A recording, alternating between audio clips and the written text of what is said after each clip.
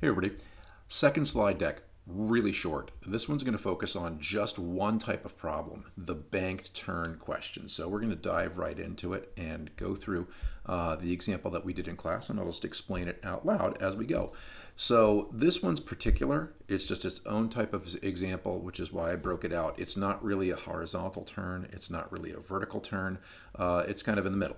So what we're going to have here is a combination of forces. So if you want to pause the slide deck, of course, go right ahead and read the example again.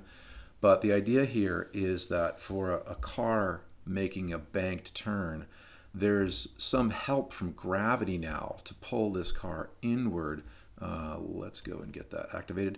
To pull inward along a vector like that, that's going to help the car navigate the turn. So basically some component of gravity is going to add with friction to create the centripetal turning force that we're going to need.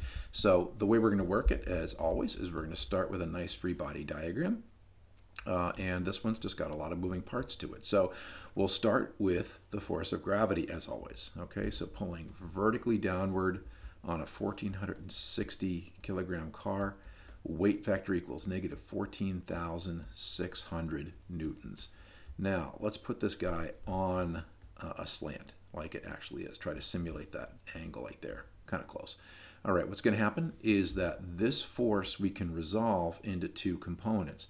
Partly, the force of gravity is going to tend to drag this car down perpendicular, what we called force perpendicular in our hill questions, into the hill. In addition, we're going to get that component that we just mentioned right here, the part that we're hoping to generate that we're going to call force parallel.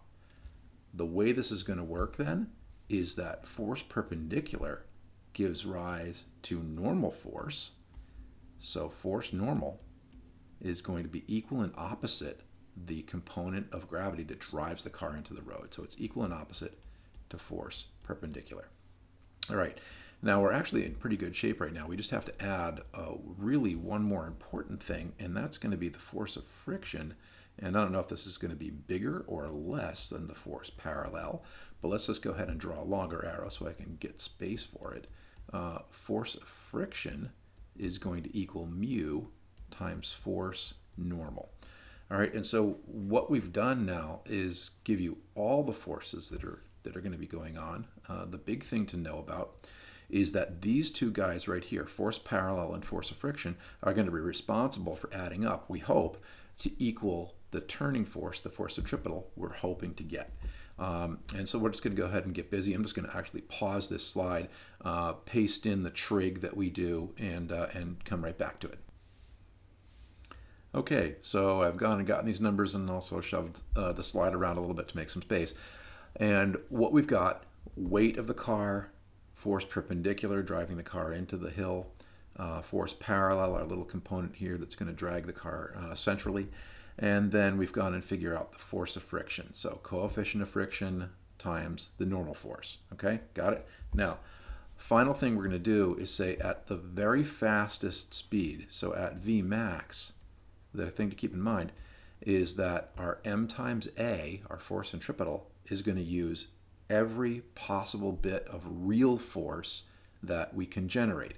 So that's going to mean that this force right here, our 7520, and this guy right here are going to gang up to give rise to mv squared over r. So let's go ahead and see it. We've got 75, 20 plus 15,644 are going to have to equal 1,460 kgs times our v squared divided by 301 meters. And so when we go ahead and put all that together and solve for it, the maximum velocity turns out to be just over 69 meters per second. Okay, big thing to bear in mind here is, again, Fc is an ma. It's not a real force.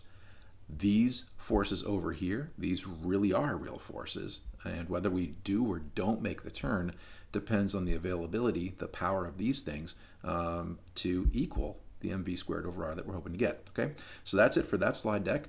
The next one up, vertical circles. Take care. See you soon. Bye-bye.